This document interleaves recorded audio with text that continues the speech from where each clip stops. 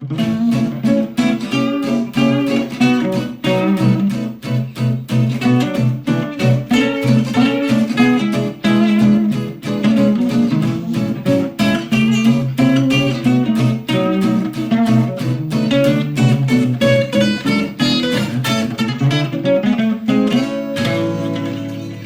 today I'm going to be talking to George Kelly. Morning, how are you? Morning. It's good to see you. It's good to see you. And you, first time I'm Yes, honored. well, we chatted, but we've not seen one another That's right. until this moment. So my traditional first question, George, is what do you do?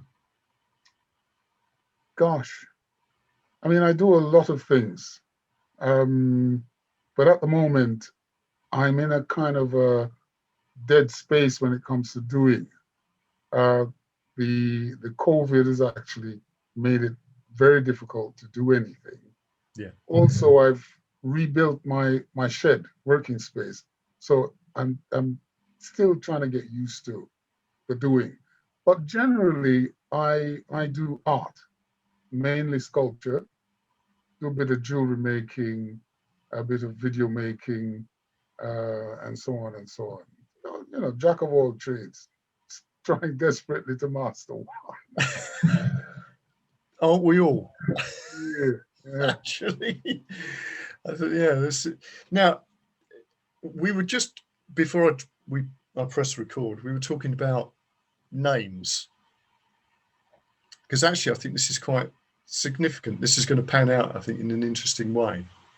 So, tell me a little bit about your full name and what you call yourself. Right. Christened Kines George Kelly. But a lot of people, when I came to this country, couldn't pronounce Kines with a Z sound at the name, which at the end of the name, which is what my grandfather gave me that name. And it's an Irish name. I don't know where he dug it up from. It's an old Irish name. And I think it goes well with my last name, which is supposed to be Irish. And so when I came to this country, people called me Kenneth because it's spelled just like Kenneth with double S instead of TH. So they pronounce it Kenneth. And I didn't recognize Kenneth as a name. No. So I stopped using it and just got people to call me George. So most people now call me George Kelly.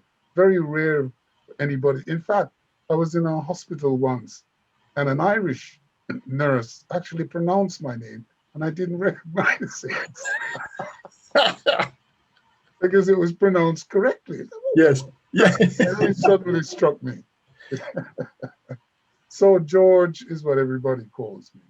And then I started doing sculpting, self-taught, trial and error, until I got to a point where I created a piece that I thought reminded me of a masterpiece.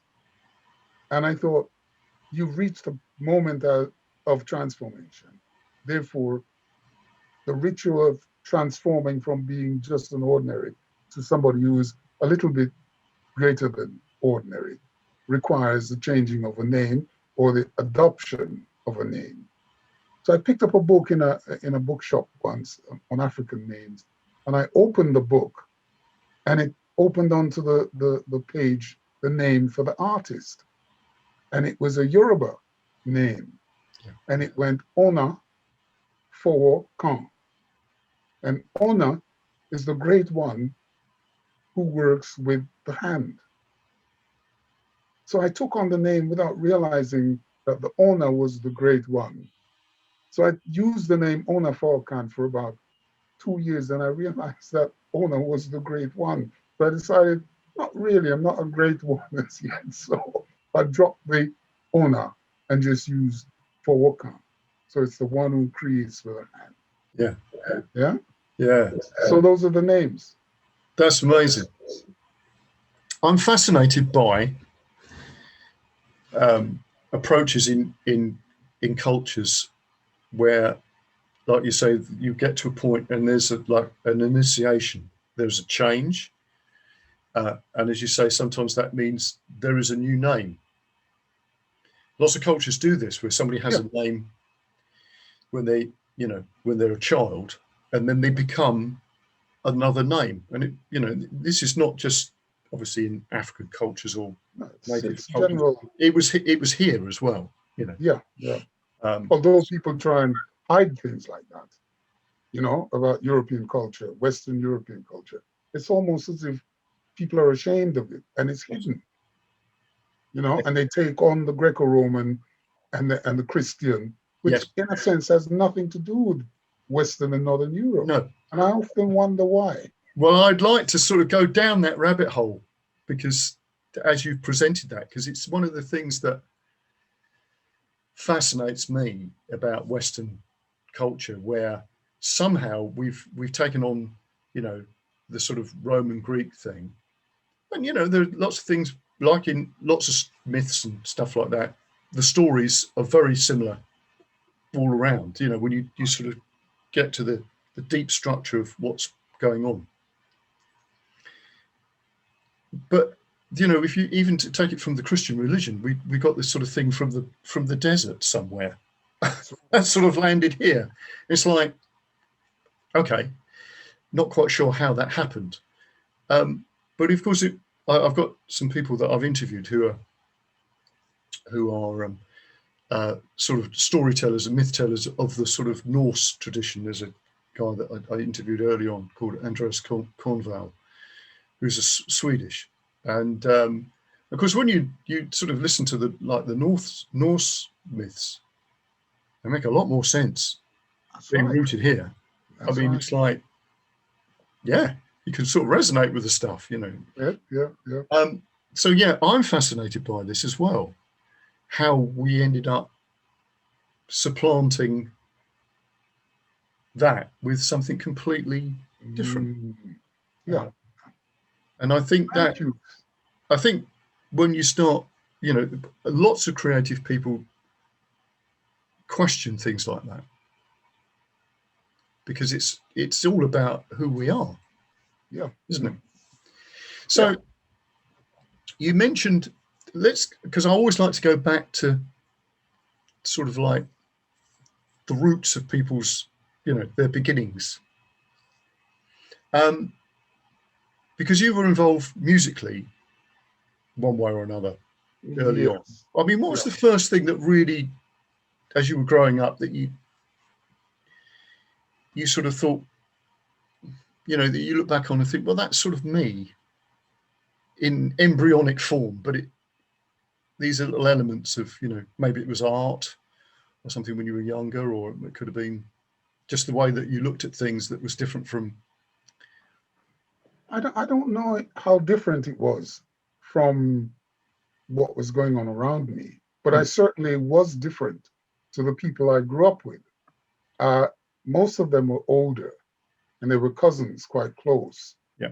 But I was the one who read books, so I could have a conversation with someone who read, but the rest of the group would just sit around looking at me and wondering what the hell I was talking about. Right. So I think looking at it in terms of what I'm doing now was going to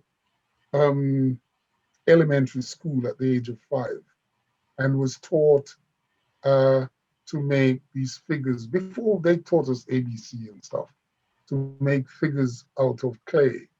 These figures I thought were African, but they weren't African. In fact, many, many years later, I discovered that they were actually Taino, which is the native, well, they used to call them Arawaks when I was a child, but now they call them Taino. And they were the native people who inhabited most of the islands and Central and South America. Yes. And so that's been in me ever since. Sitting under a duppy cherry tree, there's a piece of mine called Meditations Beneath Duppy Cherry Tree. We're sitting beneath this tree, which is like an oak tree, and it had little berries that dried like raisins, and you could eat them. sitting under that tree, learning my ABC, it was like it's still a part of me in terms of remembering. So one of the pieces I created is called, Meditations Beneath a Doppy Cherry Tree. And it's hard to explain what that means. I mean, a doppy in Jamaica is a ghost, usually a benevolent, is not, Yes. benevolent ghost. And so doppies live under certain trees. And underneath this cherry tree, doppies are supposed to exist. And it was unusual that we were sitting under it in the school, but the school was a Baptist church school, so they didn't believe in any nonsense. But those memories have remained with me, you see, all the way through.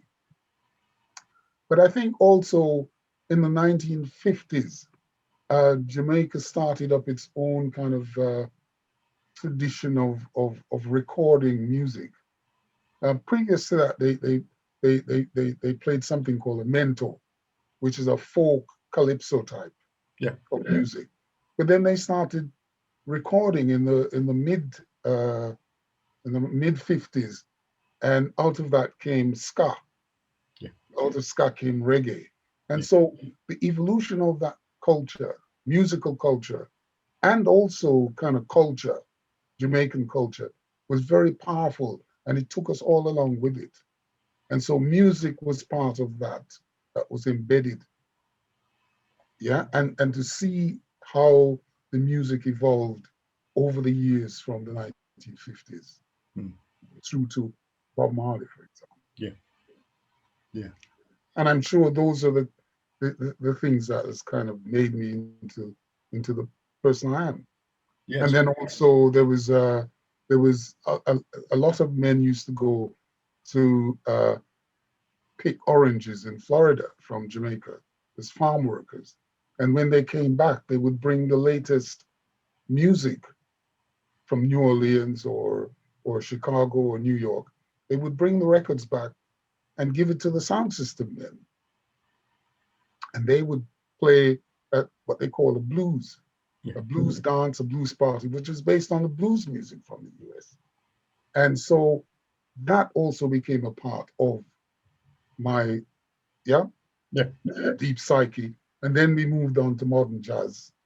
Modern jazz was the epitome of Black achievement and attainment. There was nobody else apart from boxers and like Joe Louis and people like that. Beyond those guys, it was jazz music that we all aspired to. Yeah, that's amazing. I think actually what you're saying there, that talking about the I've forgotten the name of the people who lived on the island. Sorry, because I know they were called Arawaks for a long time, but now they're called Taino. Taino. Because I think, if I remember rightly, they were when people like Columbus and whatever who arrived. Yeah, they were the people that he met. And did they not have? Wasn't there a particular stool that the either the king or the not the king, you know what I mean, the chief or whatever sat on, like a three-legged stool or something? There was something particular about this. There was something religious. These are all the wrong words. Ceremonial about that this. Was taken and brought back to Spain. I've got a feeling that I wouldn't be surprised, but I don't think they had kings. No, they weren't kings. I used the wrong word. It was like kings. Whatever every word that we use is probably the wrong word. It is, but the sort of chief or whatever that would be. But that's fascinating that you were that mix of things. Strangely, because maybe the people who are running the Baptist school, because they didn't consider the ghost, the sort of, for want of a better word, the folklorish thing as being nothing other than superstition, that you actually got the interesting point of being able to sit under a tree like that Yeah, and I mean, be in that sort of the energy of that, unknowing to the people running the school. well, I think that the people running the school knew Oh, about the Duppy cherry tree. they did. But yes, but probably didn't take, but some are more malevolent than others. So, Oh, for yeah. example, you would not walk beneath a pawpaw tree after dark. No. Now, that one is serious. You Yeah. just don't do that. But No. you will sit under a Duppy cherry tree, but not under a pawpaw tree No. after dark. Because those are malevolent spirits there. Yeah.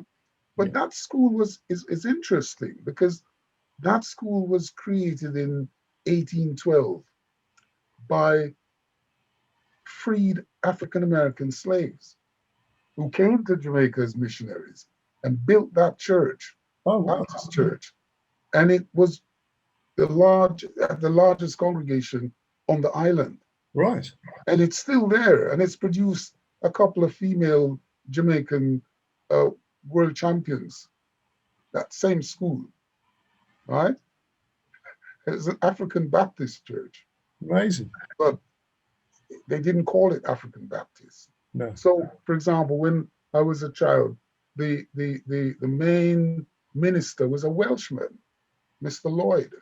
So even though it was African, it was open enough to allow senior Europeans to be a part of it. Right. Fascinating school. That's amazing. It really is a mix of things from on every level, whether that's physical or, otherworldly aspects of things. That's amazing. Because again, when you're talking about reggae and ska and everything, the fact that all these musical traditions, well, styles are really a sort of a hot mix of different stuff, different influences, and I think that's something that we sort of miss when we, because I've got this thing about how music is taught, that those things are like really important.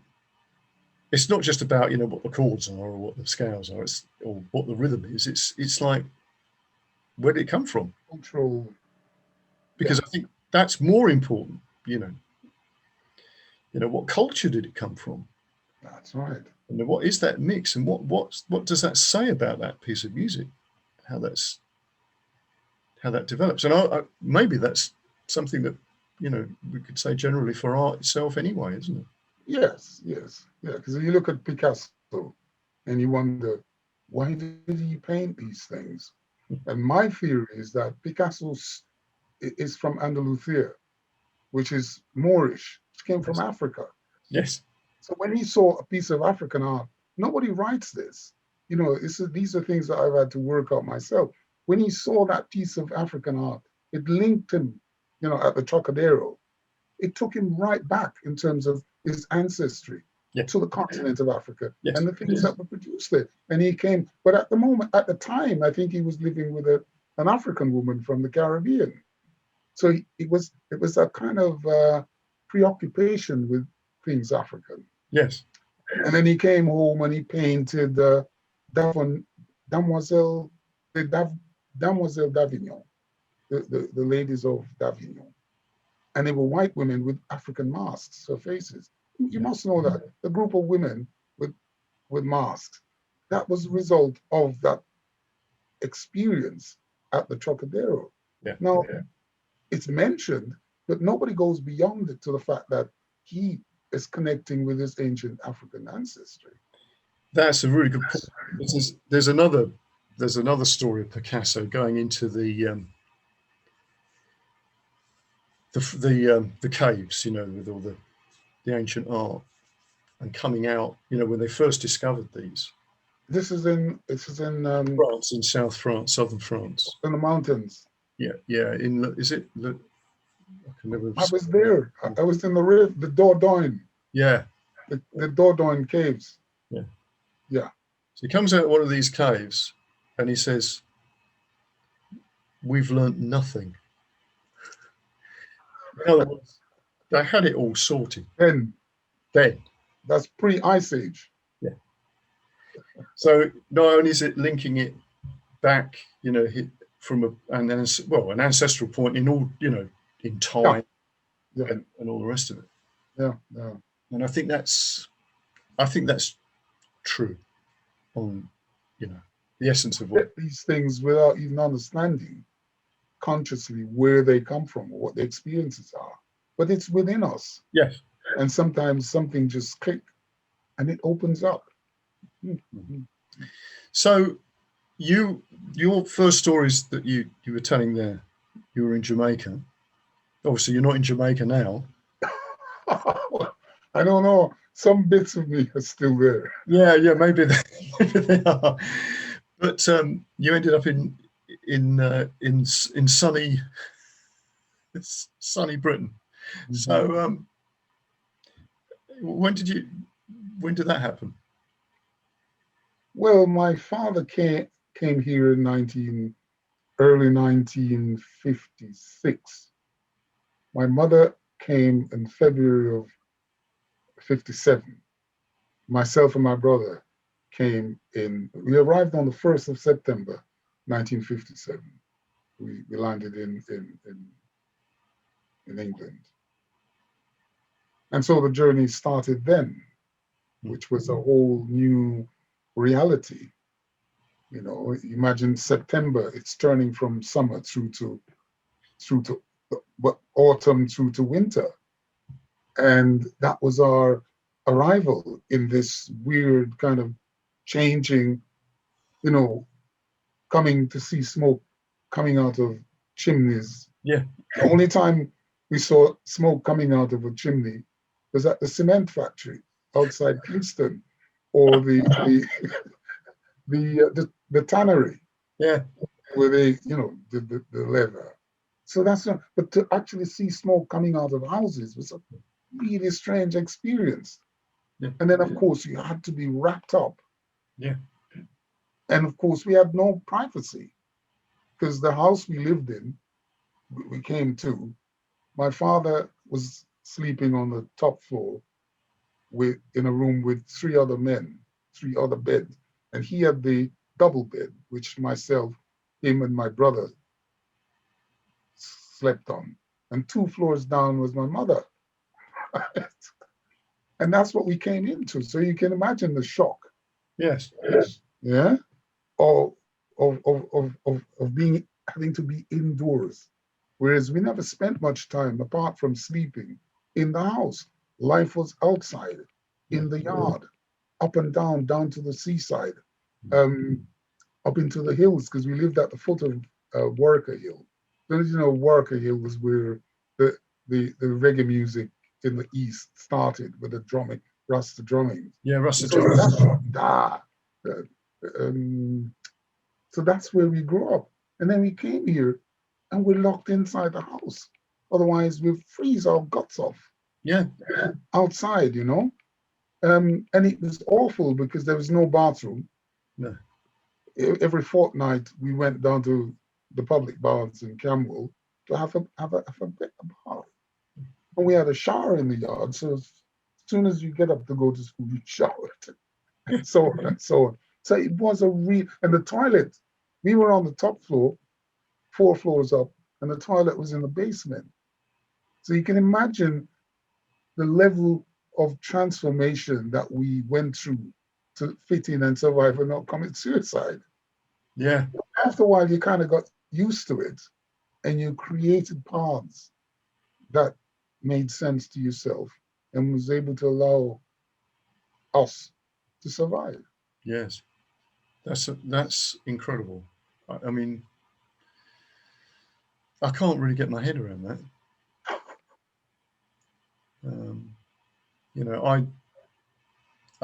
How old were you? I was 14 at the time, 14 in April of that year. So, but it was an interesting point, because if I was at, say, much younger at the time, I wouldn't have had enough of my Jamaican experience you know? It wouldn't have had the same value. If I came much older, if I was 20, for example, I would never have been able to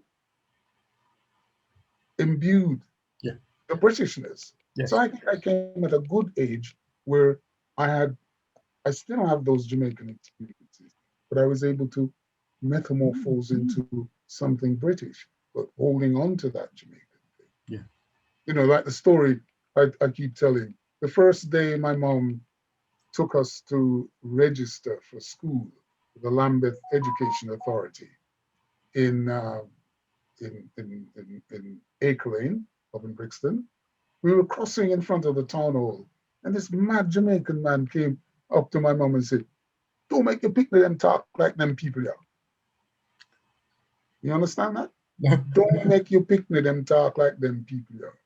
All right. Don't let your children become like these people here, Right. the British. Don't let them walk like them. Don't No. let them talk like them. Don't let them dance. Don't let them think. Essentially, is what he was saying. Because Yeah. that must have been his experience, and Yes. it had driven him mad. Yes. And so I've never forgotten that. I was with my brother Sam at the time, and I don't know if he remembers it. But he still held on to a lot of his Jamaicanness, Yes. even though he was only 7 when he came here. Yeah. You see. But I draw on that experience all the time. Those 14 years helped me to get through this in many ways. Yeah. Yeah. That's amazing. So you said that you've always read, because I think this is something I didn't say earlier, but I picked up on this as soon as you said it. You know, this is a really important thing, because you already said about when you were talking about names, you found that in a book. You know, so this is quite interesting. So did you find at school here? I'm going to say, I think the school system was rubbish. I mean, when I was at school, I thought it was pretty dire. You know, as things have got a little bit better, I must say.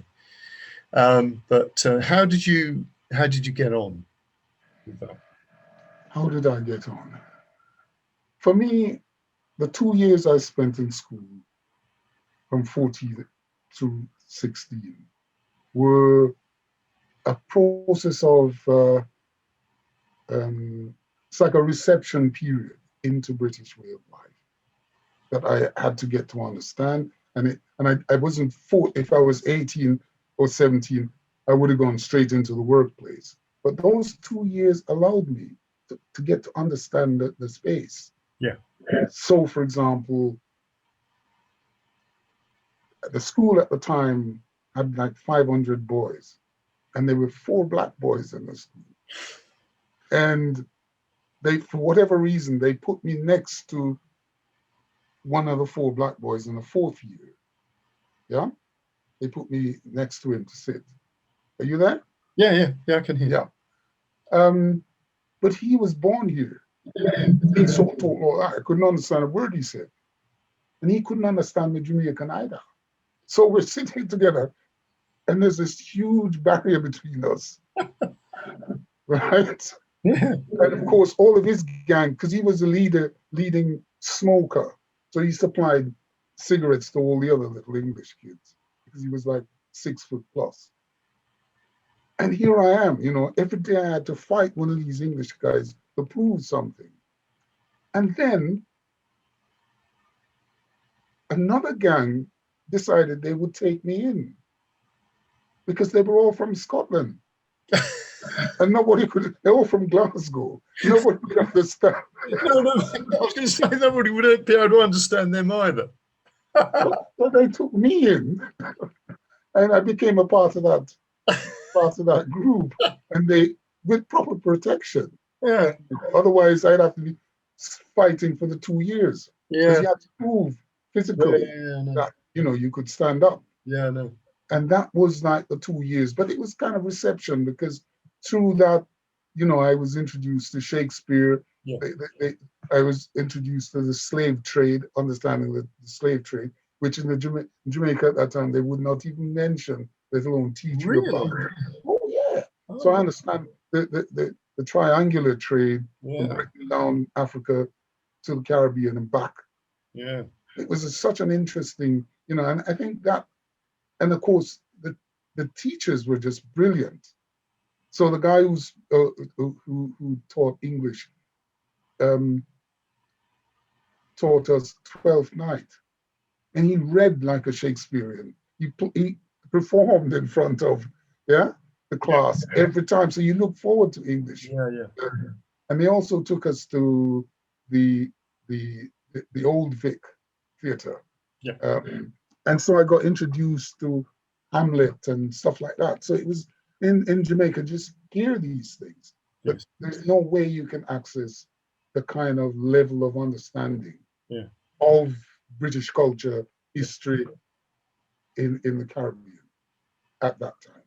Well, that's interesting. That because that sounds like you had some really great moments. Because those Well, things, particularly. they weren't all positive. Or No, I maybe know they weren't. But you had maybe a. they were. So, for example, the first couple of times I did art, yeah, I am from the Caribbean. I used to love drawing, used to like landscape. So I kept drawing seasides, blue mountains, banana plants, Yeah, coconut plants. And the art teacher was so negative yeah, that I walked out of the class. I think that on the third occasion, I walked out of the class and never went back to another art class, another art lesson. But then the lesson in that was he he could only teach me what he knew. He could only teach me what he knew. He couldn't understand what I wanted based on what I knew. You understand? yes, So that was a lesson. yes. Do That you was a know, lesson that, George, sorry. I've interviewed, I don't know, 4 or 5 artists, right? And I think all of them had a bad experience at school with an art teacher. Mm, Some of them sort of stopped and then came back later, right? Some other ones just, like yourself, sort of walked out, and then did it their own way and carried on going under their own steam. But I don't think there was anybody of these people who are artists that I've interviewed who said, "Yeah, I had a great art teacher, and was this." It was sort of like later on they found somebody that inspired them, but not in school. I'm not saying that all art teachers are rubbish, but you know what I mean. It's yeah, but I don't know. But I mean, the same teacher took us to the Horniman Museum and introduced me to African art well, isn't that at strange? its highest level. That's weird, isn't it? It is. It is. You That's know, just at its highest level. sort of a paradox. That's right. And that transformed me because I saw images of African people, Black people, Yeah. as kings and queens. Yes. Now, where I came from, Black people were, if you look at the movies that we saw with Stephen Fetchit, Stephen Fetchit? Yes, boss, sir. You know that one? No. No. Like that comedian type who Right. were in the early films in the 30s and 40s. Right. And he was always stepping and fetching Right. and step and fetch it. But it's very, very negative because he would open his eyes and, yes, Martha. Oh yeah, yeah, yeah. I get this sort of Right. yeah, So that's what we were fed on.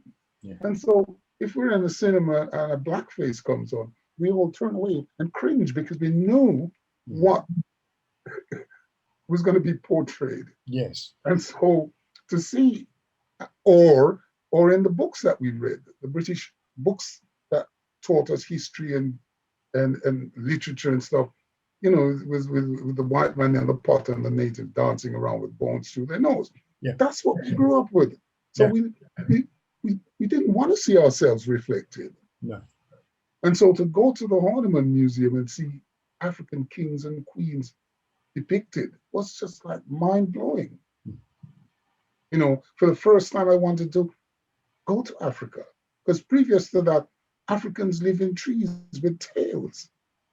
That is the post-slavery culture of right up to, I don't know, maybe now not so much, because Rastafarianism came and kind of transplanted the negative stuff that was before. Yes. Okay? Yes. Interesting. I mean, I'm just sort of looking at this from the white perspective, from how we were educated about that. We were never really told that there were these amazing kingdoms in Africa. Obviously the Benin culture and whatever. And it was almost like, okay, we'd gone and nicked the stuff. We'd gone and stole the stuff and stuck it in a museum somewhere. But obviously all this stuff was out of context.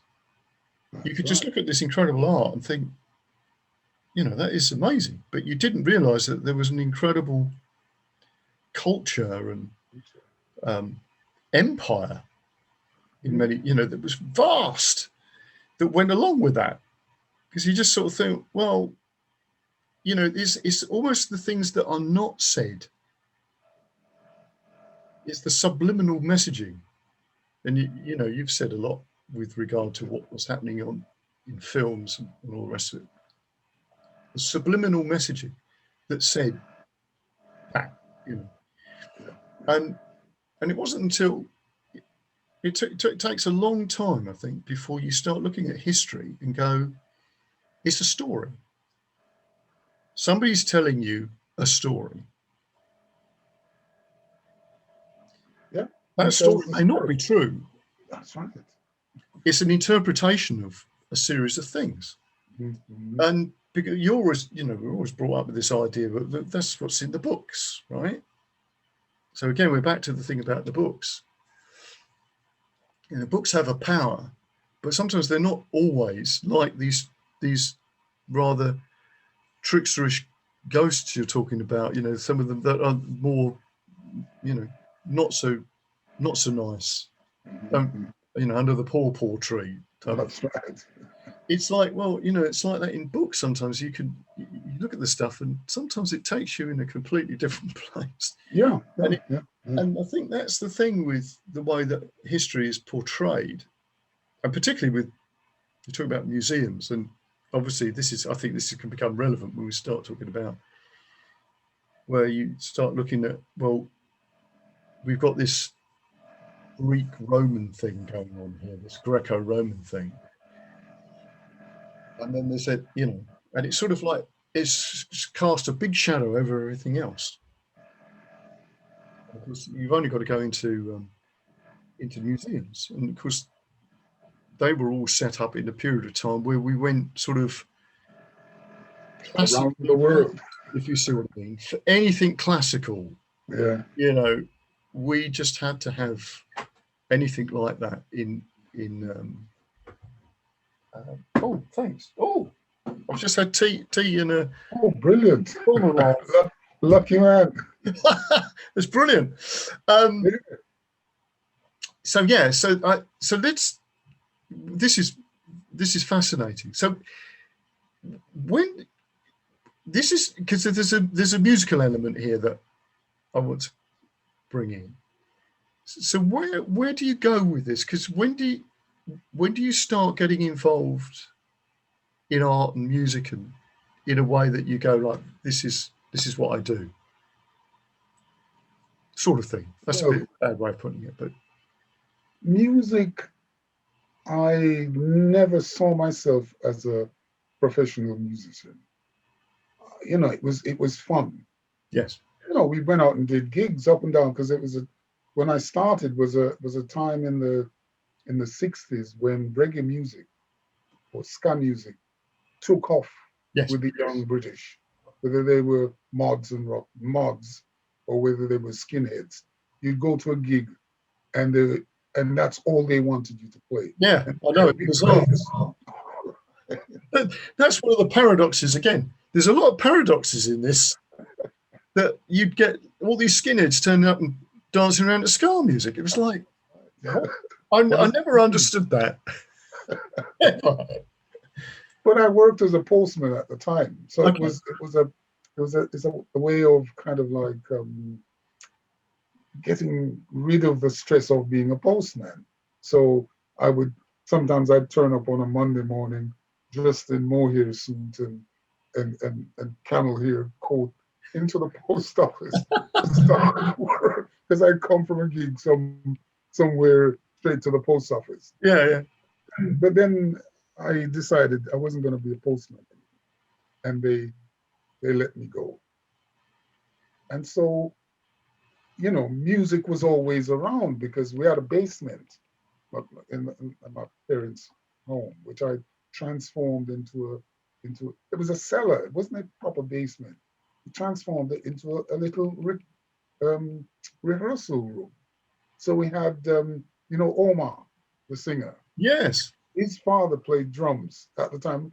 In fact, his father and I were at the school in Jamaica at the same time. Oh, right.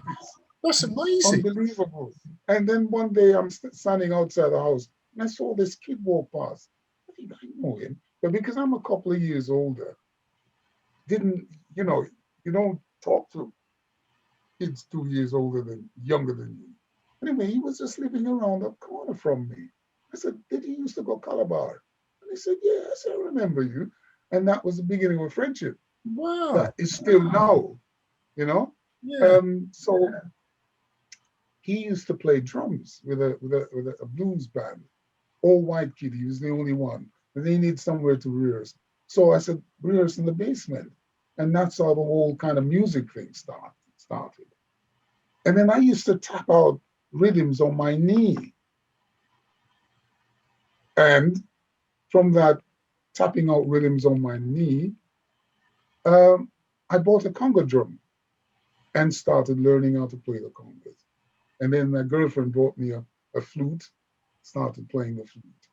And but never saw myself as a professional musician. But it was fun to be around. And so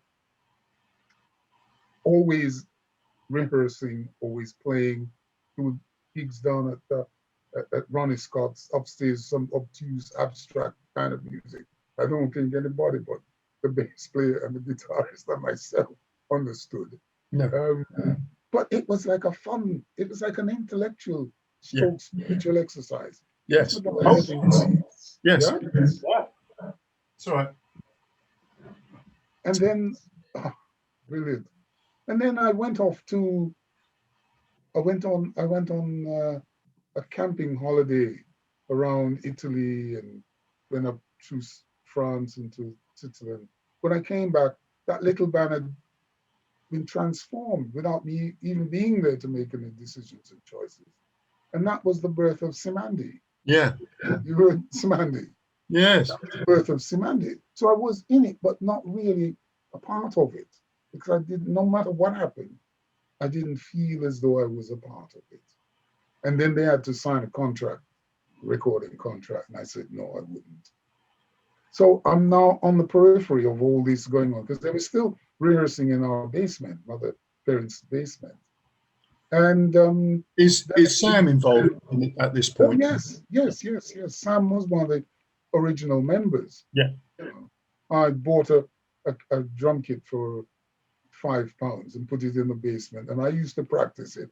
And he came back from Italy and saw the drum kit sitting in the basement. And within 6 months, he was a drummer. So I'm on the periphery. The Cymande band kind of had quite a hit, a message in the US. Yeah. And they did a tour where they supported Al Green, I think. Oh, and wow. Then they came back, and then they had to do a top line themselves. So they needed somebody to, basically keep hold of the band. And they said, well, George could do it because, he understands, he knows the people and so on. So I went over to the US with the band. This is after leaving the post office, as I said. And it was an amazing experience at 29, Yes. 29, just hitting 30, to go and have the responsibility of getting this band. I mean, there for about 5 months, up and down the East Coast from South Carolina to Boston and as far west as Chicago. It was just unbelievable. And I had to make all these decisions and choices. I had a bag full of money. Sometimes I had to fly back to New York, leave the band, fly back to New York, hand the money over to the management, catch up with the band again. But it really made me. Yes. Because the responsibility, but it was much simpler there than it would have been here. Yeah.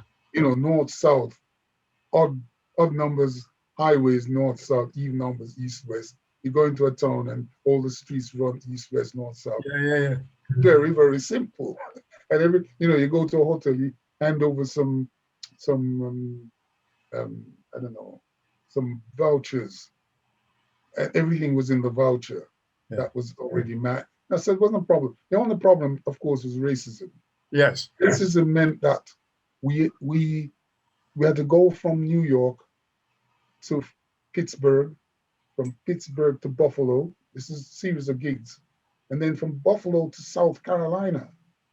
Now, the management decided that they wouldn't allow us to take to leave the vehicles that we were using up in Buffalo, fly down and pick up vehicles in South Carolina. They wouldn't give it to black guys down there. So we had to take the vehicles all the way from, and it's like one night, and then 2 nights and days on the road to get to South Carolina. So we could keep the van and the station wagon that we had to then come back up, do gigs all the way up to Boston, where it was just an amazing experience to be. And we didn't make any mistakes. We didn't miss any gigs, and I thought that was brilliant. That's fantastic. Yeah. So I came back, and Jimmy Cliff was going to Nigeria on a tour, and they were looking for somebody to do road managing and sound engineering. They recommended me, spoke to Jimmy, said, yeah, come on. So I go to Nigeria now. First time in Africa. All the stuff you hear about Africa. Yeah. And it lived up to it. Yeah. And the magic of it and the trickery of it. Because I'm talking to a man and he says, I'm a follower of Eshu. Eshu is the trickster god. Yeah. Yeah? And a whole bunch of people who follow Eshu.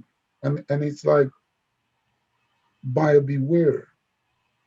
I have no qualms about conning you and taking away from you. If you can't manage to hold on to your thing, then I have the right to take it.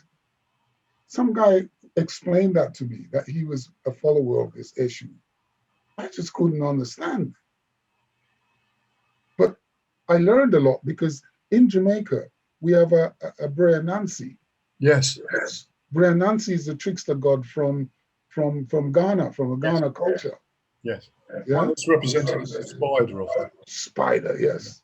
So but it wasn't as vicious as the Nigerian, because it came with the slaves and they didn't pursue.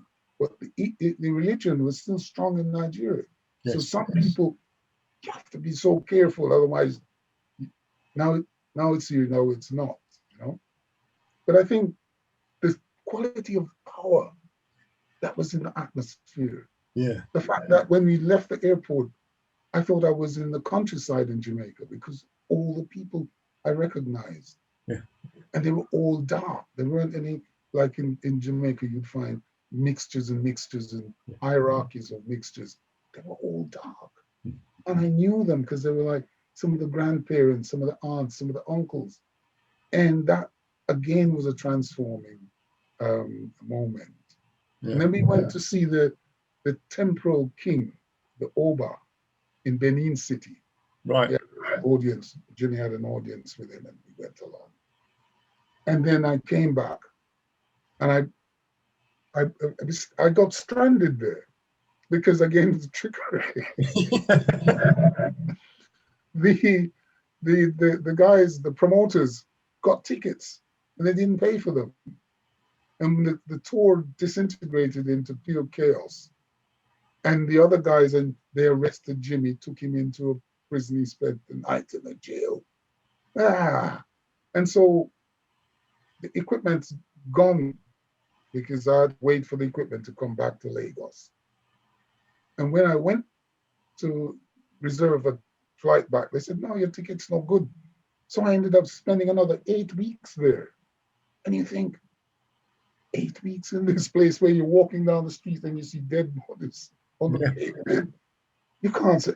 But then I was into yoga and meditation at the time. So I would just sit cross-legged and go into nothingness for a couple of hours and come back and not worry about anything. And then a man turned up and he says, do you want to stay or you want to go back to England? I'll go back to England because I planned on staying. The day before I flew back, I bought a pair of rubber tire sandals. The Rastas, or early Rastas, used to wear them. They used to call them power sandals. Power.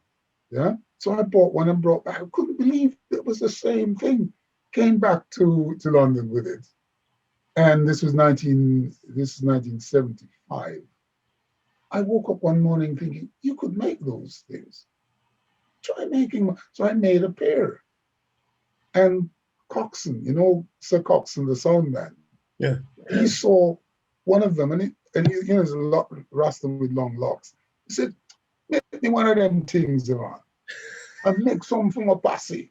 So he's going to Carnival. So I bought 15 pairs that I made for him. And I bought another 20 pairs. And I rented a stall at Carnival, 1975 Carnival, and sold the whole lot in one day. Yeah. Because Rasta was then, you know, and a lot of people understood the whole thing around the connection between the rubber tire and the Rastas. And they used to call it, they call it, they had two names for the sandals.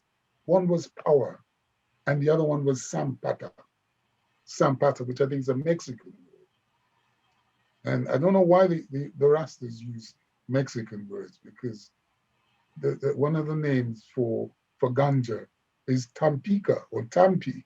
All right. From Tampico in Mexico. So that was the beginning. And from that just led into all these other things. For the 76 Carnival, where the rioting took place. Oh, yes. I had all these T-shirts with African images, ganja plants and stuff. And it just kind of went from there, you know? Yeah. Try this and try that. And then. So this is interesting because I used to have some involvement with Nigeria, because I used to work for a company doing shipping. And we used to ship wood preservatives out to places. And obviously Lagos, because mostly where the ships went, I think, with the stuff that we had. But I heard some amazing stories that you're talking about. Yeah. Back then you had to see it to believe it. And the other thing is, because it was slightly incredible. I spoke to somebody who did a lot of shipping out there, and he said, you have to bribe everyone. You know, that's just the nature of what it is. You go there and you have to, it's not tipping people, you just have to bribe them. Okay. And he said, but we've lost lots of shipping containers, you see. So this is fascinating. I think you'll probably know where this is going. He said, so what we did was we put like a sort of a special, you know, investigator onto this thing about where these shipping containers, because it just disappeared. So this shipping container comes out, they unload the shipping container, and the empty container then goes out of the dock, which is obviously not supposed to be doing. So he follows this thing, and he goes right, you know, out into the wilds of the countryside. He He said, goes over this hill, comes down the other side, and there, he said, is like a little city of shipping containers. And that's where they were. There was just people living in them. Of course, they're brilliant to live in, you know. Wow, not in the heat. Well, they were using them. They were stacked up and all the rest of it. I don't know what they did, whether they took the sides off or whatever. But as a thing to live in. But this is where they were going. And it was like, and it just when he told the story, it was like, okay, because obviously everybody was in the know of what was happening to these containers, apart from the people who owned the containers. So yeah. So anyway, Lagos. That was amazing place. And of course, it was about 4 or 5 months after they changed over from driving on the left-hand side of the road. Oh, well, that would be so it was absolute chaos. Absolute chaos in Lagos. And of course, there were no paved roads between the cities.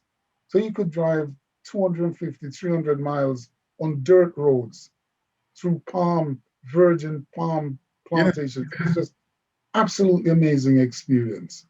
And it changed my whole life. Yes. It changed my life, you know. So I got interested in understanding Nigeria. And then I realized that my mother's first name is a Yoruba word, you know, chosen by my grandfather. It's a Yoruba word that means one who comes to prepare the way. Lona, Lona. Right? So I took on Fowokan before I realized the meaning of Lona. Yeah. Yeah, so it's like, wow, here we go. Yeah. There's that link. But my grandfather was a fascinating man. He went to Panama during the building of the canal towards the end. And then he worked in Cuba cutting sugarcane. Wow. But he was the only person I knew who had books.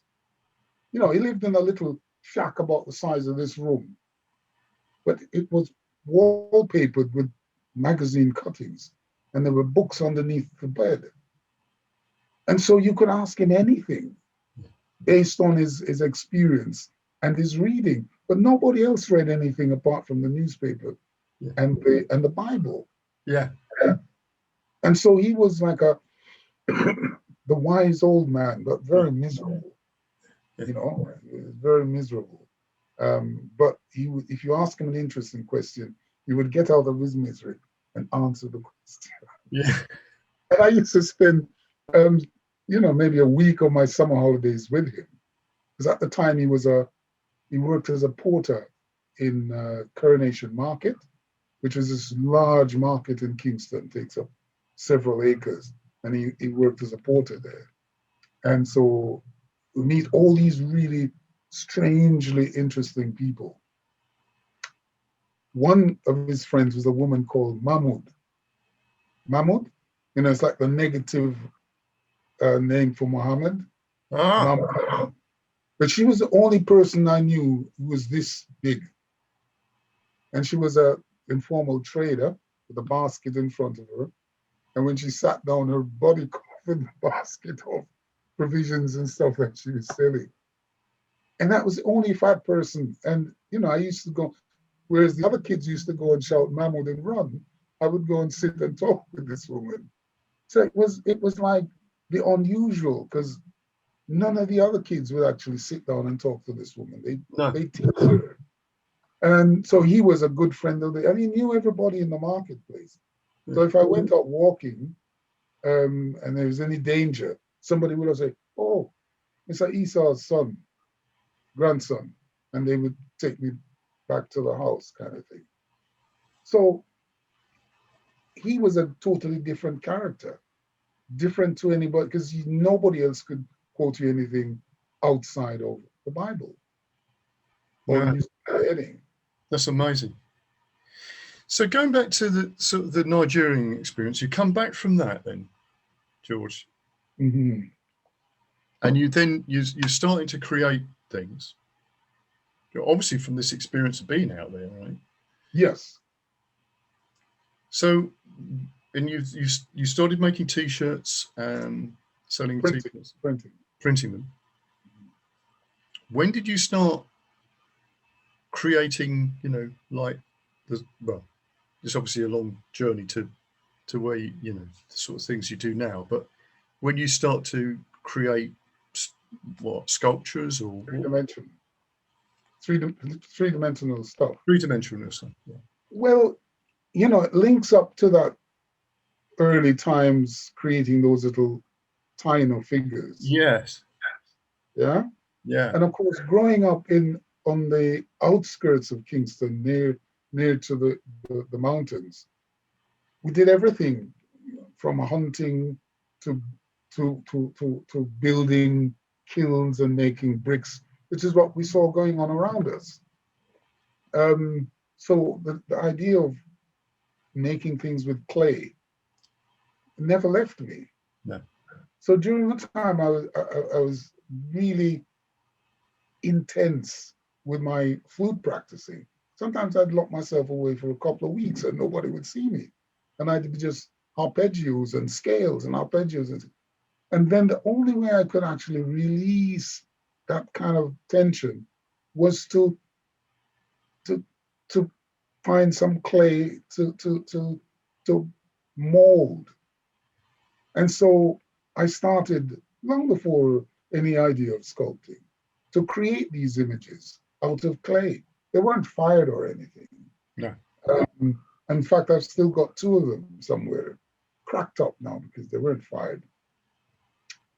So that was still in me. It didn't kind of recede very far. But then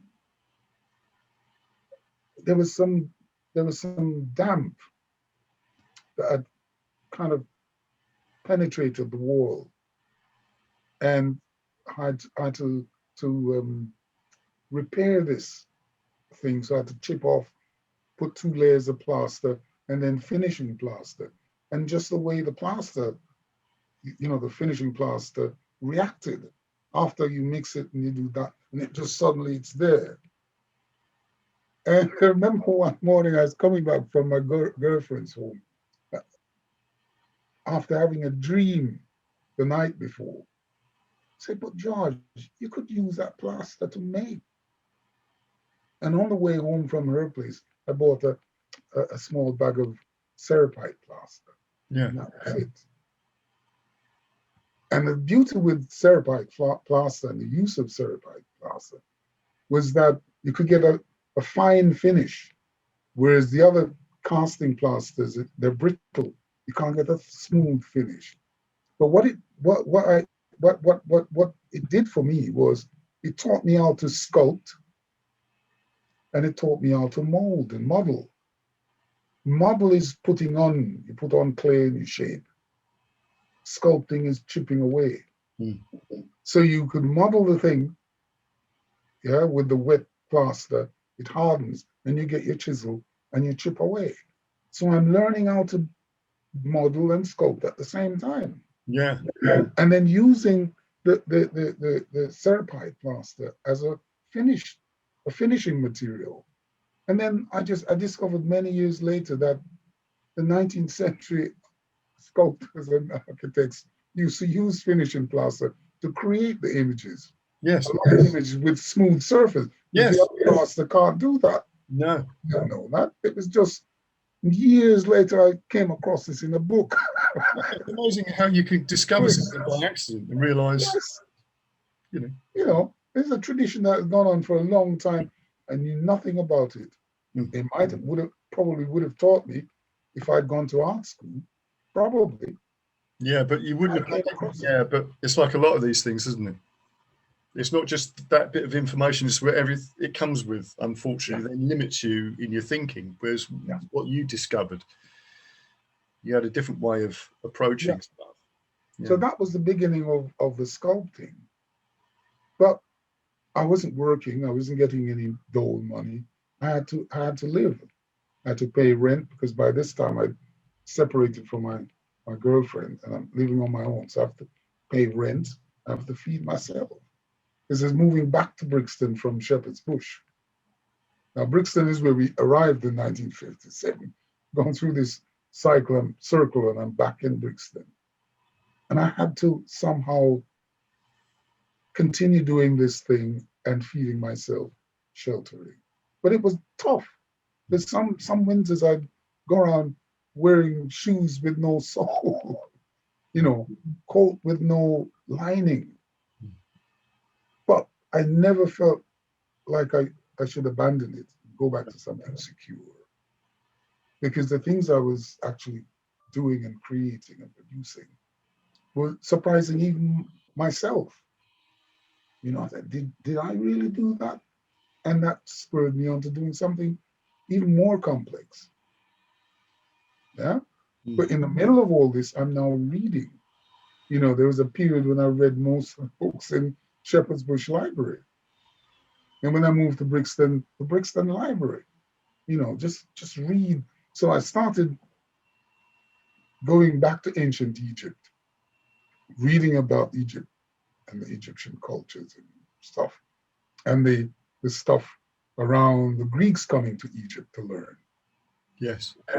And going back, but they came into secret societies in Egypt. They become priests, but when they go back to Greece, they break their oath, and so they become famous as philosophers and engineers and technicians. And this is the knowledge that the Egyptians used to build the pyramids. Yes. Nobody has been able to figure out, but the Greeks took it back to Greece and became famous as a result. And then the Greek whatever disintegrated, and then the Romans came out of that.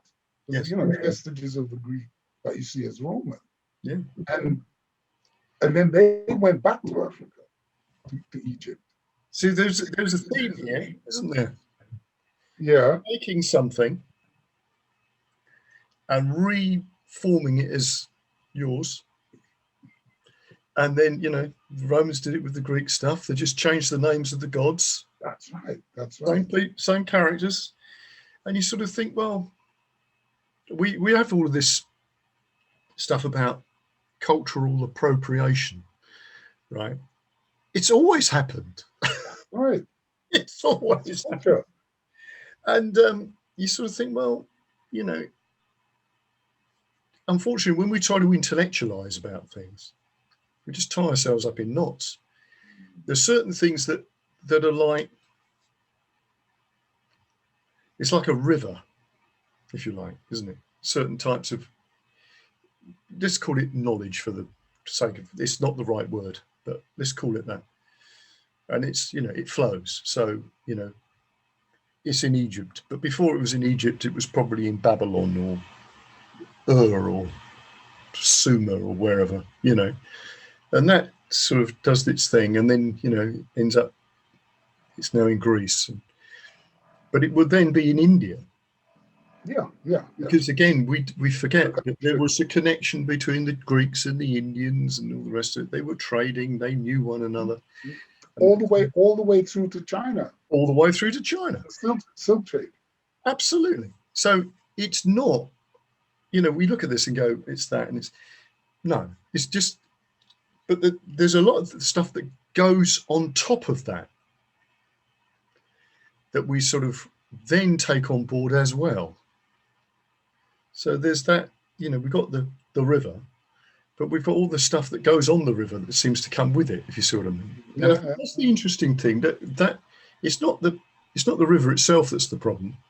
It's all the stuff that comes along with it, I think, that we end up having becomes a problem. So yeah, that is a fascinating point, because again, like your early stories about the church and how that is like, well,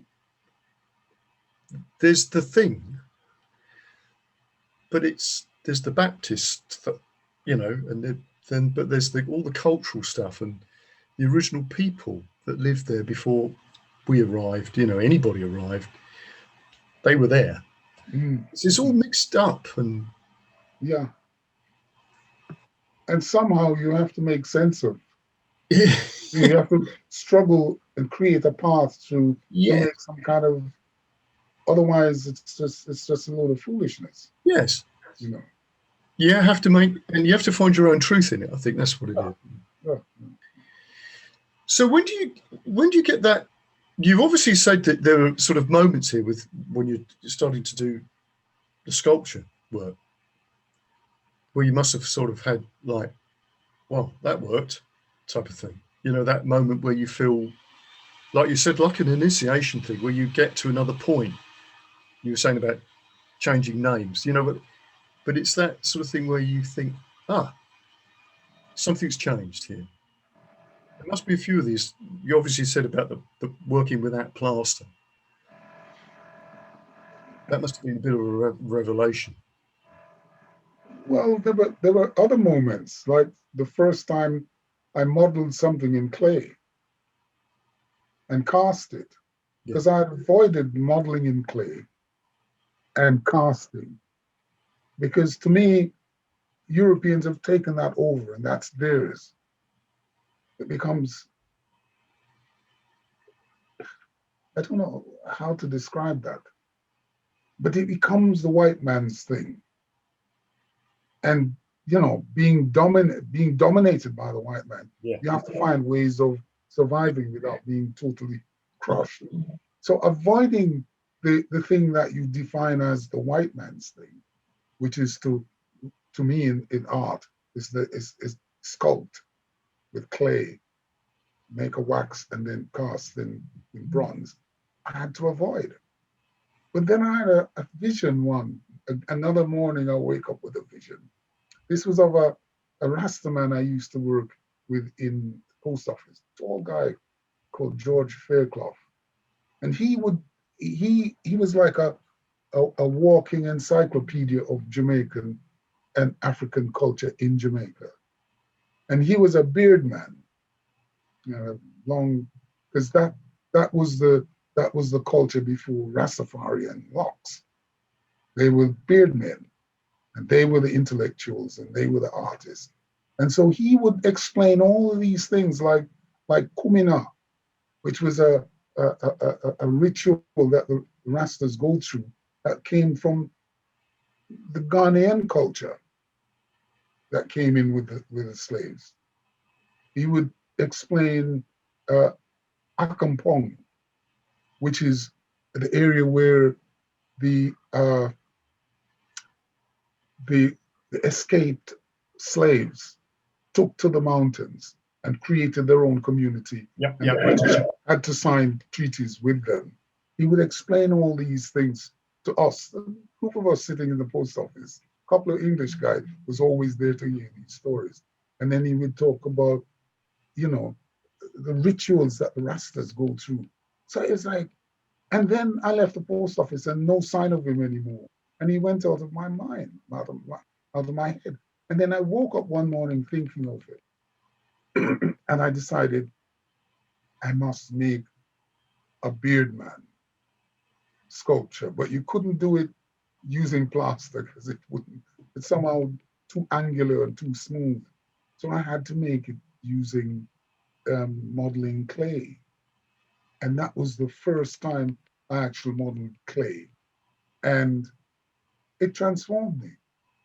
So I've done a lot of pieces in clay since, but none of them with the finger marks of actual modeling.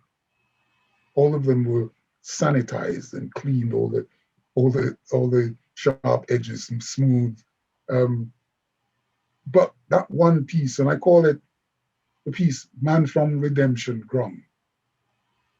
Redemption is, you know, to redeem. Yep. Grung is ground. Yeah, the ground that you walk on. Yeah.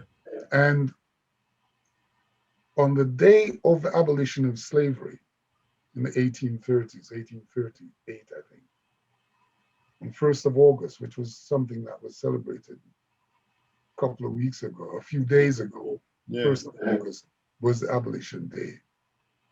The slaves would gather in Kingston, in this area that became known as Redemption Ground, to hear the manumission read, giving them their freedom. So for me, the piece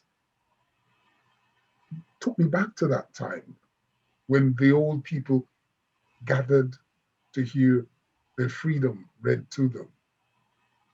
But the fascinating thing about it was the first time I showed that piece, I met a man who said he grew up in the countryside in Jamaica.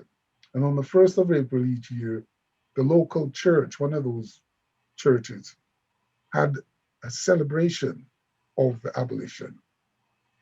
And one year, this old man who was born a slave in Jamaica came to talk about slavery, because clearly he was still a child at the time, came to talk about slavery and what life was like in the post-slavery period. And he said the piece of sculpture looked just like that man. Wow. So I didn't have a title for it, because I used to think of it as George Fairclough. But then I thought, Redemption Ground, the place where the slaves, the ex-slaves, congregated to hear the story. Mm. And there's all these kind of connections with Yeah. stuff, obtuse, but one like that I can explain from George Fairclough explaining all the culture. That's not, we wouldn't have access to. A lot of the culture is written and in the museums and stuff and the libraries in Jamaica, but the ordinary people, unless you are intellectual, whatever, researcher, you don't see these things. But George, he came here to fight in the RAF during the war, and you know, so he was well up there, not just physically, but intellectually, and he was, and spiritually, because he was part of all that, being a beard man himself. That's a brilliant story. That's a brilliant story. So, I mean, your work that you're doing, I mean, you do obviously a lot of things where you cast in bronze, don't you now? Yeah. Well, I take those to the foundry. I take either the clay or, either the clay or the wax to the foundry, and then they transpose it into bronze. I mean, your work is really striking. It's amazing. Thank you. Powerful. And obviously at the moment, you know, because you exhibit some your work, but I mean, what have you been able to do? Probably nothing really. At the moment, no. At the moment, most of my work is seen on my website. Yeah. And so I look at the dashboard. Every morning I look at the dashboard to see if there are any messages coming through. And I see the numbers. So over the 24 hours since I last looked, 10,000 hits. Yeah. And over the 5 years that it's been up, it's just coming up to 6 million. Yeah. So I know it's all over. It's all over. To have that many people hit on you, even if 10% actually stay, it's still, they still see you, they see the name, they often read, and so often that's enough. Yes. You know what I'm saying? Yes, I do know what I'm saying. Yeah, it is, because you know, you're making a statement that's really powerful with what you're doing. And of course, I didn't. Even now, you know, there's not enough. Education is not the right word, but you know, where culturally the importance of you know, all cultures, but particularly the African culture, I mean, it's paramount, because that's where we came from. Yeah, that's it. Whoever you are. Yeah. Okay, the Chinese have got another idea, but you know, as far as I'm concerned, you know, this is that's if you want to talk about ancestral stuff, that's our ancestry. Yeah. However we want it, however we cut and dice it, you know, and I think that's something that we've, you know, other as we've said, other narratives have sort of taken over. But I think maybe this is changing. Hopefully. Well, you see, there was that time, for example, when African culture in this country kind of exploded when Rasta first came on the scene. You know, you even have white Rastas back then. Yeah. Yeah. We've still got food down here. We're in Sussex. Anything's possible. But that lasted a good 20, 30 years. But you have a transition from that to this strange nebulous thing that's now fashionable.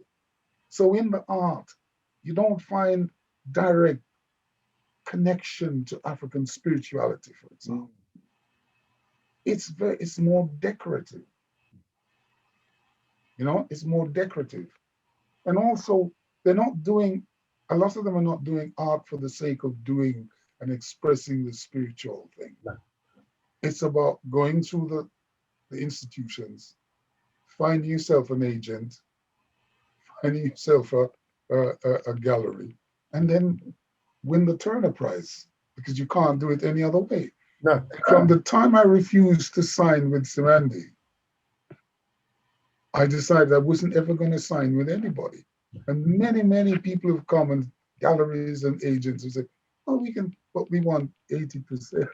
We want 75%. So I couldn't sign over 75% of my life. But you can see, like we went to the Royal Academy last Friday, and there was an artist there. And you know his work would not be in there if he did not have an agent to put the work in there. You understand? And it's a weird kind of, it doesn't have anything to do with spirituality. No. But it's African. You understand? It seems in Kenya, maybe obtuse psychological stuff that the artist is playing around with, but doesn't have anything to do with African spirituality. You're not going to learn anything. No. And that's the fashion at the moment. You don't know where that one will lead to. You know, from that guy won the Turner Prize. What's his name? He's now a filmmaker. He's got the name of an American actor of the 1960s, 50s. From the time, anyway, he makes films now, and they're on TV about the Black community in England, Black community in London, the Mangrove Club, for example. The Mangrove Raid, the police. He just made a series of films about that on TV. But from the time he won, and he couldn't have won if he didn't have an agent or a gallery to enter him. And so the gallery controls what he says and what he does.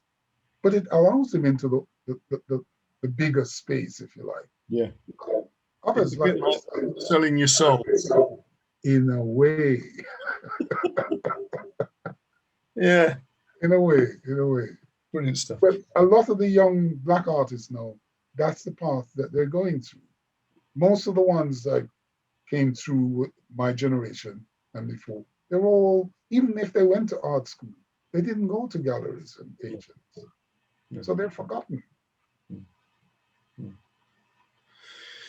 Well, George, that was fantastic chat. Brilliant stuff. Really, really, really interesting. It was a pleasure, man. No, it was, yeah, well, no, the pleasure's all mine. So I'll put a link to your website on the show notes, right? So add to the numbers. I mean, the work is really amazing. You know, your photography and everything as well.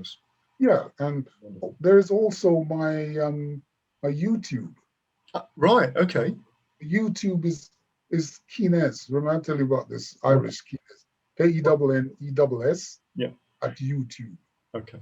Well, I'll put all that up there so that people can find you. Yeah, but you'll remember that.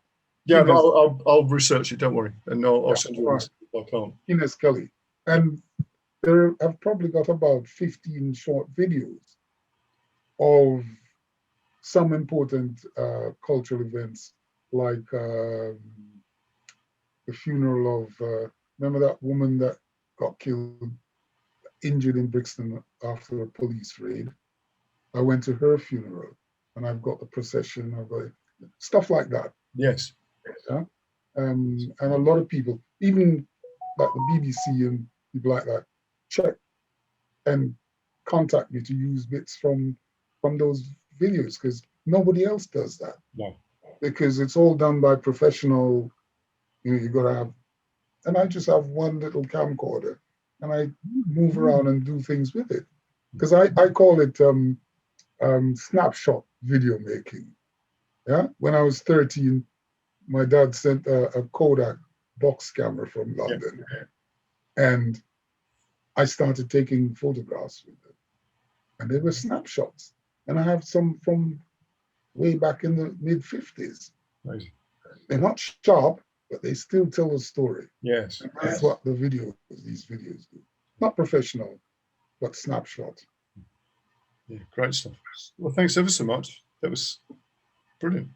Oh, thank you, sir, for exercising my mind, because sitting here sometimes you think, whoa. I feel the same. Okay, well, right, hopefully speak to you soon sometime. Yeah, Maybe good. when Sam's playing. All right, sir. So, you take care, yeah? Yeah, and you.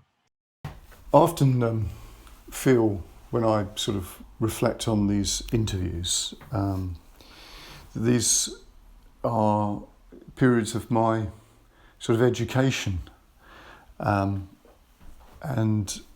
this interview with George was certainly one of those. I have a little knowledge of sort of Jamaican history, but again, a little knowledge is a dangerous thing, as they say. But talking to George and sort of listening to his stories of his life and his connection to his African roots was brilliant, and it also helped me to piece together a lot of the things that I sort of knew. And we didn't even really get into the politics of Jamaican history, which is obviously really potent in sort of musical forms, such as obviously reggae, which has always interested me, because I've always been involved in playing sort of spin-offs of reggae and ska, as well as rock and blues. And the cultural aspect has always intrigued me, and how it sort of feeds through into the music. So big thanks to George for that. I found it a fascinating time talking to him. So check George's work out. Links are in the show notes. His work is incredible. Really sort of speaks for itself. So until next time, see you then.